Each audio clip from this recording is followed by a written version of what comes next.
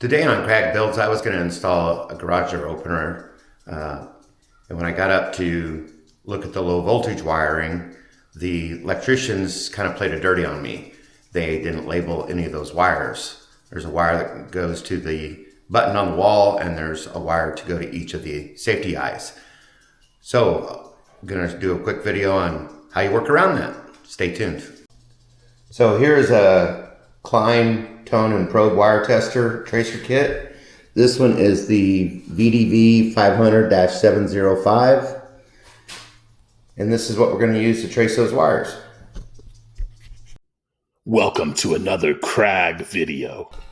Alright, so here's what we did. We hooked the component that sends a signal into the wires, and inside this wire you'll see different colors, combinations of wires.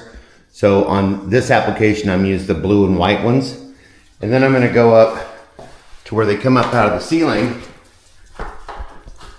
and I'm going to check which one that tone is coming out of. That one right there. Can you hear that?